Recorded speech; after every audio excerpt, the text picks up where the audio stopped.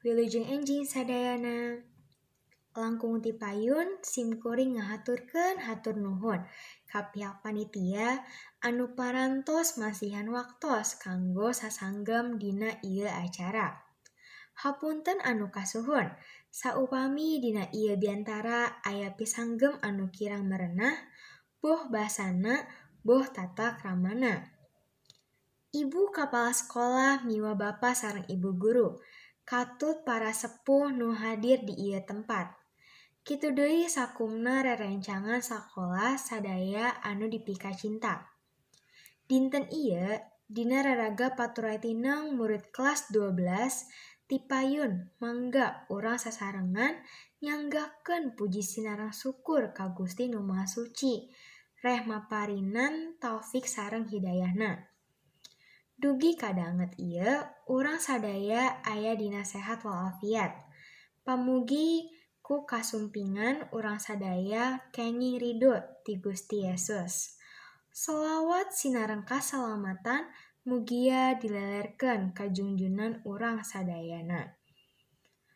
Ku jasa mantenna anu parantos maparin patwa ka urang sadaya dugi katerang mana anu hak sareng mana anu batil. Mugia urang sadaya kalebet umat anu taat kana ajaran mantenna. Bapa sareng ibu guru sareng rerencangan sakola sadaya anu dipika cinta. Simkuring atas nami wakil murid kelas 12 seja ngadugikeun katineng kedalisan dina raraga paturaitineng. Bapa sinareng ibu guru anu dipika cinta. Cunduk waktu ninggang mangsa.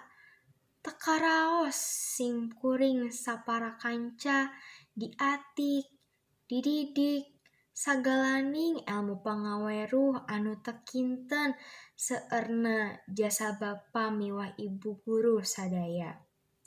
Simkuring sadar yen salami 3 taun tos tinangtos seueur ngalakukeun hal-hal anu matak musingkeun sareng pikakeheuleuan.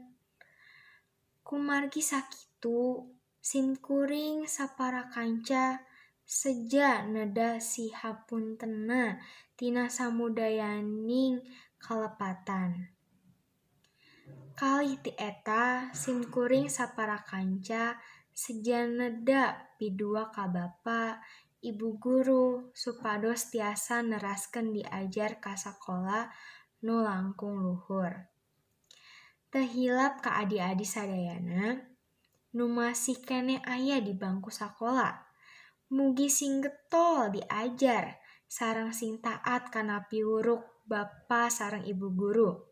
Kitu oge ka alma mater urang sadayana.